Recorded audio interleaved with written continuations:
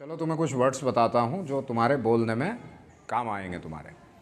बताओ महंगे को क्या कहते हैं? टियर। और सस्ते को आप बताओ। ऑब्वियसली पुरानी किताबों में या पुरानी इंग्लिश में महंगे की अंग्रेज़ी डियर है। आज भी है, पुरानी की बात नहीं है, आज भी है। ऑफिशियल तौर पर महंगे को डियर कहते हैं और सस्ते को क्या कहते हैं? चीप। ये ऑफिशियल है। लेकिन जिन लोगों से आप बात करने जाओगे, जिन लोगों से आप बात करोगे, वो ऑफिशियल नहीं होंगे। उन्होंने सब ने किताबें नहीं पढ़ी होंगी। वो तो उसी चीज़ को फॉलो करते हैं जो समाज में चल रहा है। एक आम आदमी लैंग्वेज का एक्सपर्ट नहीं होता है। आपका ऑन्ट्रॉज, आपकी फैमिली पढ़ी लिखी है, आई नो दैट, लेकिन वो लैंग्वेज के तो एक्सपर्ट नहीं है ना। तो इसलिए वो वर्ड्स इस्तेमाल कीजिए जो आपके समाज में इस्तेमाल हो रहे हैं। Is that right? तो महंगे को आपने क्या बताया था? डियर कहते हैं। अब भैया बताइए प्यारे को क्या कहते हैं? वो भी डियर ही कहते हैं। अब आप कहने लगे हैं कि साहब ये मार्कर महंगा है, तो इंग्लिश हो गई द मार्कर इज़ डियर। कोई कम समझदार आदमी ये भी समझ सकता है कि ये मार्कर तुम्हें बड़ा प्यारा है, बड़ा अजीज़ है। इसलिए कन्फ्यूजन से बचाइए लोगों को और कहिए the marker is expensive, the marker is costly, the marker is pricey. ये प्राइसी वर्ड थोड़ा सा इनफॉर्मल है लेकिन काम करता है। महंगे के लिए इन तीन वर्ड्स को आप इस्तेमाल कर सकते हो, कॉस्टली और क्या था? Pricey, expensive. ख़ास तौर पे कपड़ों के लिए, जैसा हमारी बच्चियों को शौक़ हुआ करता है कपड़ों का। अच्छा है हाँ, तो ऐसे शौक़ के लिए मतलब आप एक्सपेंसिव ड्रेस कहोगे क्या? Expensive dress, okay.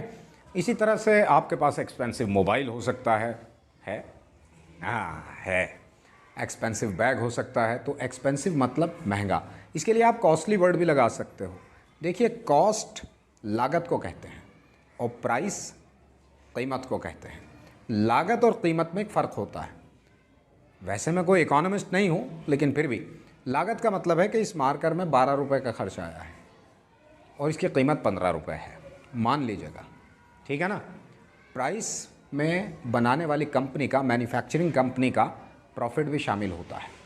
लागत सिर्फ लागत होती है जितना उसका खर्च आता है बनाने में। फिर भी आप कॉस्टली कह सकते हो, क्योंकि जो चीज़ जिसमें लागत ज़्यादा होगी, उसमें जिसमें कॉस्ट ज़्यादा होगी, उसका प्राइस भी ज़्यादा होगा, वो महंगी होगी। तो महंगे के लिए आप तीन वर्ड इस्तेमाल कर सकते हो डियर की जगह। डियर क्यों यूज़ नहीं करना है? क्योंकि कन्फ्यूजन हो सकता है सामने वाले को।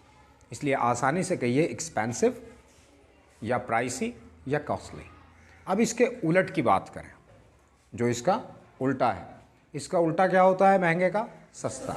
आपने क्या बताया था सस्ते को? चीप। बड़े चीप हो आप लोग। चीप का इस्तेमाल आजकल घटिया के तौर पर होने लगा है। मैंने आपसे बताया कि ऑफिशियली डियर महंगा और चीप सस्ता होता है, लेकिन हर आदमी ऑफिशियल नहीं होता है। हर आदमी ने किताबें नहीं पढ़ी होती हैं। इसलिए वो वर्ड्स इस्तेमाल कीजिए जो समाज के चलन में है। चीप की जगह आप कह सकते हो पॉकेट फ्रेंडली। मतलब आप कह सकते हो कि this shirt is pocket friendly. अगर आप कहोगे कि दिस शर्ट इज़ चीप, तो हो सकता है कि मैं ही बुरा मान जाऊं कि आप मुझे घटिया कह रहे हो मेरे कपड़ों को, ठीक है ना।